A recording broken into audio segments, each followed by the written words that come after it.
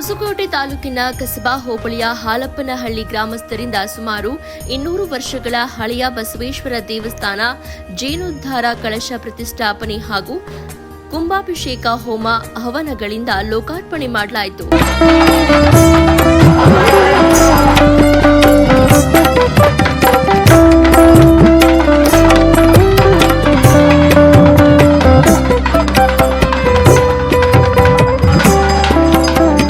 ಹೊಸಕೋಟೆ ತಾಲೂಕಿನ 200 ವರ್ಷಗಳ ಇತಿಹಾಸ ಹೊಂದಿರುವ ಬಸವೇಶ್ವರ ದೇವಸ್ಥಾನ ಶಿಥಿಲಗೊಂಡ ಹಿನ್ನೆಲೆಯಲ್ಲಿ 1 ಕೋಟಿ ವೆಚ್ಚದಲ್ಲಿ ಜೀರ್ಣೋದ್ಧಾರ ಮಾಡಲಾಗಿದೆ.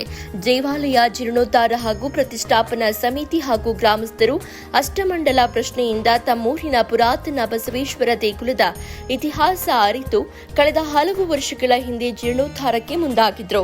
ಈ ದೇವಾಲಯ ಶಿಥಿಲಾವಸ್ಥೆಯಲ್ಲಿದ್ದ ಹಿನ್ನೆಲೆಯಲ್ಲಿ ಹಳೆಯ ಕಟ್ಟಡವನ್ನ ಸಂಪೂರ್ಣ ನೆಲಸಮ ಮಾಡಿ ಅದೇ ಜಾಗದಲ್ಲಿ ಭವ್ಯವಾದ ದೇವಸ್ಥಾನ ನಿರ್ಮಾಣಕ್ಕೆ ಯೋಜನೆ ರೂಪಿಸಲಾಗಿತ್ತು.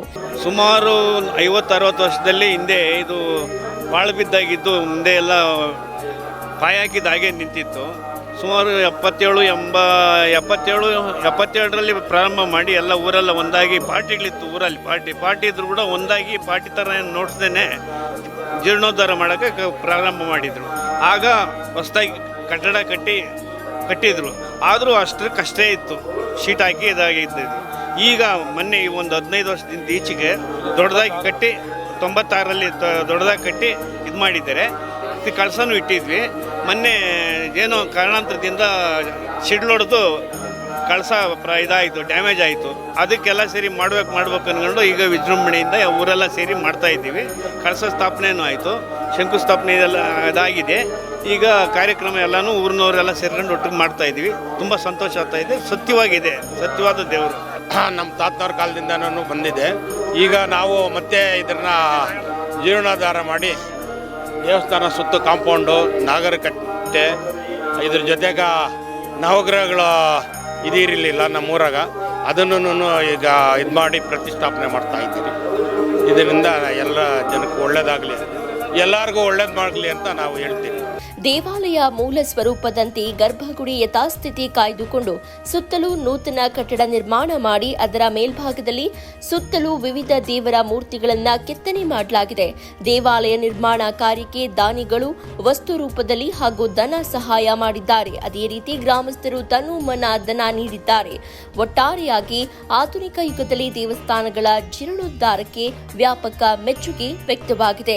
ಇದರಿಂದ ನಮ್ಮ ಊರಿನ ಜನತೆಗೆ ಎಲ್ಲ ಒಳ್ಳೆಯದಾಗಿದೆ. ಎಲ್ರಿಗೂ ಒಳ್ಳೆ ಆರೋಗ್ಯ ಭಾಗ್ಯ, ಮಳೆಗೆ ಬೆಳೆ ಎಲ್ಲ ಕೊಟ್ಟು ಚೆನ್ನಾಗಿ ಒಳ್ಳೆ ಆಶೀರ್ವಾದದಿಂದ ಜನನೆಲ್ಲನೂ ಒಳ್ಳೆ ಚೆನ್ನಾಗಿ ಇದು ಮಾಡಿದ್ದಾರೆ. ಈ ದೇವಸ್ಥಾನದಲ್ಲಿ ತುಂಬ ಸತ್ಯ ಇದೆ. ಇದನ್ನು ನಂಬಿದವರು ಯಾರೂ ಮೋಸ ಆಗಲ್ಲ.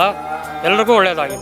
96ರಾಗ ಏನೋ ದೇವರು ಒಳ್ಳೇದು ಮಾಡಿ ಯಾರು ಇದಾಯಿತು, ದೇವಸ್ಥಾನ ಕಿತ್ತಾಕಿ ದೇವಸ್ಥಾನ ಕಟ್ಟಿದ್ರು. ಅವರು ಎಲ್ಲ ಸೇರ್ಕೊಂಡು ಪಾರ್ಟಿ ಇತ್ತು, ಪಕ್ಷ ಇತ್ತು, ದೇವಸ್ಥಾನ ಕಟ್ಟಿದ್ದೆಲ್ಲ ಆಯಿತು.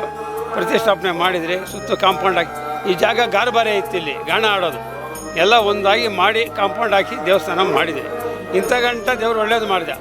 2 ವರ್ಷದಾಗ ಆ ಸ್ವಾಮಿ ಏನು ಆಶೀರ್ವಾದ ಆಯಿತು, ಸಿಳ್ಳೊಡ್ದು ಆ ಶಿಗ್ರ ಹೋಗ್ಬಿಡ್ತು. 2 ವರ್ಷದಿಂದ ನಮ್ಮ ಕೈಲಿ ಸಾಧ್ಯವಾಗಲ್ಲ ಇದು ಮಾಡ್ಸೋಕೆ. ಈಗ ಸ್ವಾಮಿ ಒಳ್ಳೇದು ಮಾಡ್ಯವನೇ. ಶಿಗ್ರ ಇನ್ನೊಂದು ಮತ್ತೊಂದು ಎಲ್ಲ ಆಗಿದೆ. ಪ್ರತಿಷ್ಠಾಪನೆ ನಡೀತಾ ಇದೆ. ದೇವರು ಒಳ್ಳೇದು ಮಾಡ್ಯಾನೆ ಊರ್ಕ.